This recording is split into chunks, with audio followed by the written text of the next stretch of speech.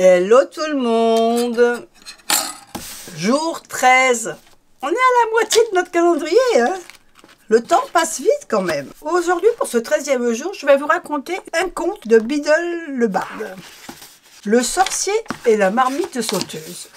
Il était une fois un vieux sorcier bienveillant qui utilisait sa magie avec sagesse et générosité pour le plus grand profit de ses voisins. Plutôt que de révéler la véritable source de ses pouvoirs, il prétendait que ses potions, charmes et antidotes qui jaillissaient telles quelles de son petit chaudron, qu'il appelait sa marmite de chance. À des kilomètres à la ronde, les gens venaient le voir pour lui exposer leur ennui et le sorcier était ravi d'y porter remède en remuant quelque chose dans sa marmite. Ce sorcier bien-aimé vécut jusqu'à un fort bel âge, puis il mourut laissant tout ce qu'il possédait à son fils unique. Ce fils était dans une disposition d'esprit bien différente de celle de son aimable père. Ceux qui ne pouvaient pratiquer la magie étaient à ses yeux des bons à rien, et il avait souvent reproché à son père cette habitude de dispenser à leurs voisins une aide magique. Lorsque son père mourut, le fils trouva caché à l'intérieur de la vieille marmite un petit paquet sur lequel était inscrit son nom. Il l'ouvrit, espérant y découvrir de l'or, mais il ne contenait qu'une pantoufle douce et épaisse, beaucoup trop petite pour qu'il puisse la porter. Il n'y avait même pas la paire. Glissé dans la pantoufle, un fragment de parchemin portait ces mots. « Avec l'espoir le plus cher, mon fils, que tu n'en aies jamais besoin. » Le fils maudit la sénilité qui avait ramolli l'esprit de son père et jeta la pantoufle dans le chaudron où il l'avait trouvée, décidant que désormais la marmite lui servirait de boîte à ordures. Cette nuit-là, une paysanne vient frapper à la porte. « Ma petite fille souffre d'une éruption de verrue, lui dit-elle. Votre père préparait un cataplasme spécial dans cette vieille marmite. Allez-vous-en » s'écria le fils. « Qu'ai-je donc à faire des verrues de votre marmaille ?» Et il claqua la porte au nez de la vieille femme. Aussitôt, des cliquetements et des martèlements sonores retentirent dans la cuisine.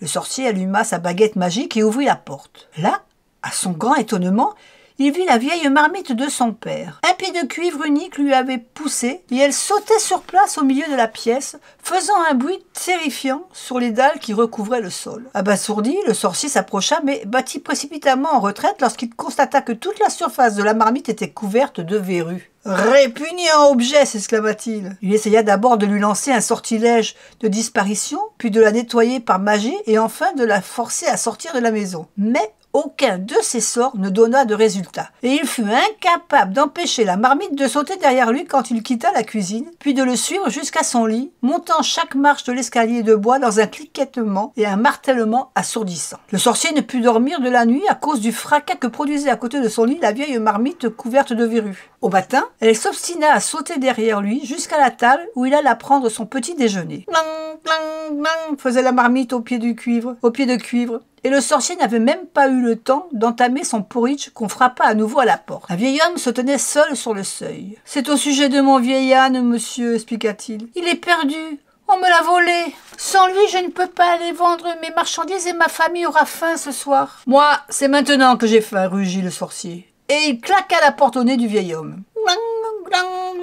Fit le pied de cuivre de la marmite en sautant sur le sol, mais à présent, les brèmes se mêlaient à son vacarme et à des gémissements affamés aux accents humains s'élevaient des profondeurs du chaudron. « Tiens-toi tranquille, silence !» hurla le sorcier d'une voix aiguë. Aucun de ses pouvoirs magiques cependant ne put faire taire la marmite ou couverte de verrues, et elle continua de sauter toute la journée derrière lui, braillant comme un âne, gémissant, cliquetant avec bruit, partout où il allait et quoi qu'il fît. Ce soir-là, on frappa une troisième fois à la porte. Sur le seuil se tenait une jeune femme qui sanglotait à fendre l'âme. « Mon bébé est gravement malade, se lamenta-t-elle. S'il vous plaît, aidez-nous. Votre père m'avait dit de venir le voir si j'avais des ennuis. » Mais le sorcier lui claqua la porte au nez. À présent, l'obsédante marmite s'était remplie jusqu'au bord d'eau salée en versant des larmes un peu partout, en continuant de sauter, de braire, de gémir et de couvrir d'autres verrues. Bien que pendant le reste de la semaine, aucun autre villageois ne fût venu redemander de l'aide au sorcier, la marmite continuait de se tenir informée de leurs nombreux maux. Au fil des jours, elle ne se contenta plus de braire, de gémir, de répandre des larmes, de sauter, de se couvrir de verrues. Elle s'étouffait à présent, était saisie du haut le cœur, pleurait comme un bébé, geignait comme un chien, déversait du fromage orange, du lait caillé et un flot dévastateur de limaces affamées. Le sorcier ne pouvait plus ni dormir, ni manger avec cette marmite à côté de lui, mais elle refusait de le quitter, et il ne pouvait la faire taire ou la forcer à l'immobilité.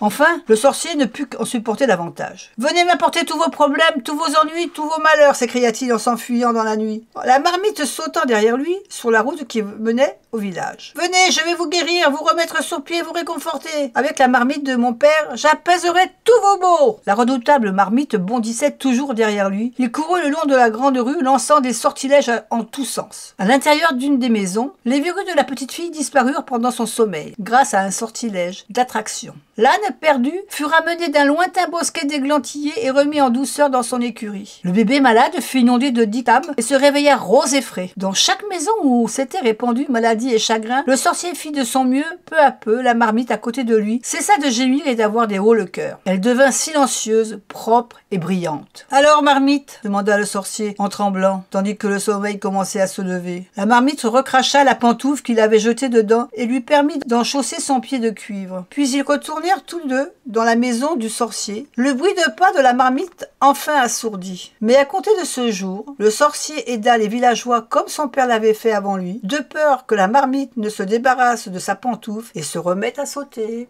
Je ne sais pas si vous la connaissiez, cette histoire, mais c'est un bien sympathique petit conte. Je vous dis à demain.